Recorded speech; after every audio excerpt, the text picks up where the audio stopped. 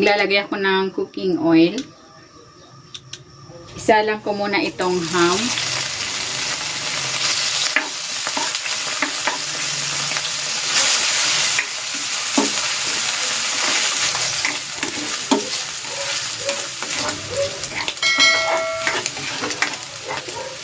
Ayan, okay na ito. Hahanguin ko muna. Magigisa na ako ng bawang.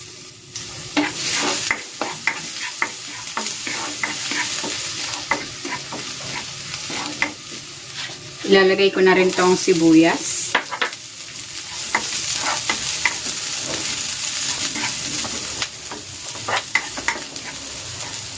At itong mushroom.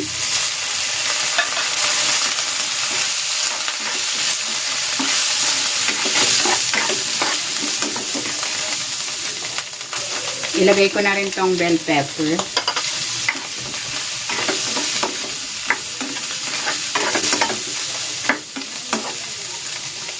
Titimplahan ko ito ng asin. Pwede kayong maglagay ng mga pampalasa of your choice. At maglalagay din ako ng paminta.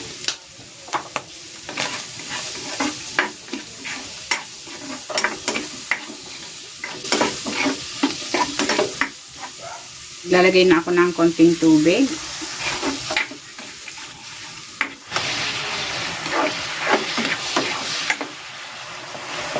And maglalagay ako dito ng isang pack na all-purpose cream.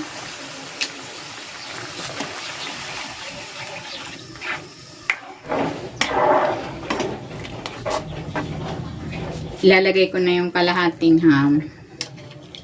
Yung iba ay pang tatoppings ko mamaya.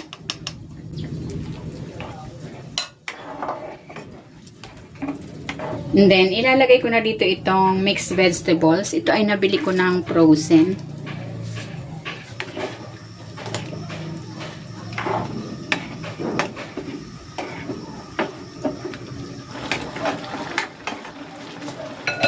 Ilalagay ko na dito yung natitira ko pang ham. Ayan, meron din ako ditong boiled quail eggs. Lagyan natin.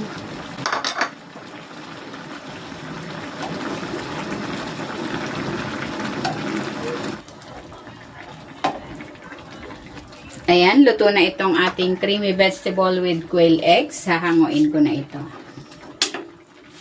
Pwede na natin itong panghanda sa Pasko.